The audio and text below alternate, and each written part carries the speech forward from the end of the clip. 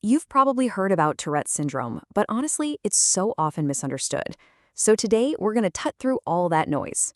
We'll break down what this complex neurological condition really is using some fantastic info from leading health experts. All right, let's dive in. Okay, but before we really get going, just a quick but super important note. This whole explainer, it's for educational purposes. All the information you're about to see comes straight from our sources and is just meant to give you a solid overview. For any real medical advice, please always talk to a doctor or a specialist. Right, let's get to it. So, first things first, let's start with the big question. What exactly is Tourette syndrome? Okay, so at its very core, Tourette syndrome, or TS, as you'll hear it called, is a neurological condition. And what defines it are these involuntary, repetitive actions we call tics. These are movements and sounds that a person just can't control. And when you look at some of the key facts, you start to see a pattern emerge. The symptoms usually pop up in early childhood, and it's actually more common in boys. But here's the really important takeaway from this slide. A lot of kids have tics. That doesn't automatically mean they have Tourette's. See, getting a formal diagnosis, that requires some very specific criteria to be met. All right, so if tics are the main thing, what do they actually look and sound like? Well, the symptoms are way more varied than you might think. So tics basically fall into two main buckets. You've got motor tics, which are all about movement. This could be anything from simple eye blinking to more complex shoulder shrugging or jerking motions. Then you have vocal tics, which are sounds. And again, this can range from something like sniffing or clearing your throat, all the way to repeating entire words or phrases. And this brings us to a huge, huge public misconception.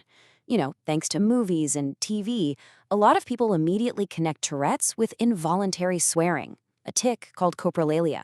But the reality? That's actually a pretty rare symptom. Now, this next number is absolutely vital if you want to understand the full picture. A massive 85%, up to 85% of people with TS also have what we call co-occurring conditions. The most common ones are obsessive compulsive disorder, or OCD, and attention deficit hyperactivity disorder, or ADHD. So it's rarely just about the tics. Okay, so with all these symptoms and these co-occurring conditions in mind, how does a doctor actually figure out if someone has Tourette syndrome? What's the process? Well, the path to getting a diagnosis usually follows these key steps. It almost always starts with a visit to a GP. They'll take a look at the symptoms and check them against a specific set of criteria. And if those criteria are met, they'll usually refer that person to a specialist, someone like a neurologist, for a more formal assessment. And these right here, these are the specific things a doctor is looking for. First, the tics have to have started before the person turned 18. Second, they need to have been happening for at least a full year. And third, and this is the real clincher, the person must have experienced both motor tics and vocal tics. So once a diagnosis is confirmed, the focus really shifts to management. What are the strategies and support systems out there to help? This table gives us a really great overview. And the first thing to know is there isn't a single cure, but there are some really effective strategies. You've got things like behavioral therapy, which teaches ways to manage tics. Then there's medication, which can help reduce how often they happen and how intense they are. And for the most severe, treatment-resistant cases, there's even research happening with neurosurgery, like deep brain stimulation, which uses electrical impulses to help regulate brain activity. But, beyond all the clinical treatments, there's a really powerful emotional side to this. This quote from someone with TS, wow, it just captures it perfectly. For so many people, just getting a diagnosis, finally understanding what's going on with their own body, it can be an incredibly liberating and empowering moment. And it's not just about formal treatments. These practical, day-to-day things can make a huge difference. Stuff like maintaining a consistent routine, getting plenty of exercise, and managing stress can all help reduce the severity of tics. And, of course, building a solid support system at school or at work is absolutely vital.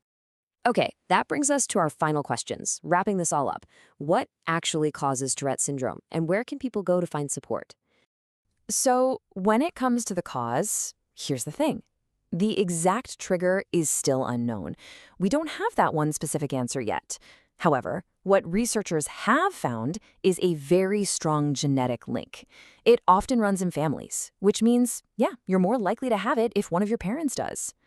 And maybe the most important takeaway from all of this is that support is out there. From your local GP and specialists to amazing dedicated organizations like Tourette's Action, there is a whole network of help and resources. No one has to go through this journey alone. Which kind of leaves us with this final thought, right? Understanding the facts is the first step, and that's huge. But it leads to a bigger question for all of us. What can we do to help build more awareness, more empathy, and just more support for people with Tourette syndrome in our own communities?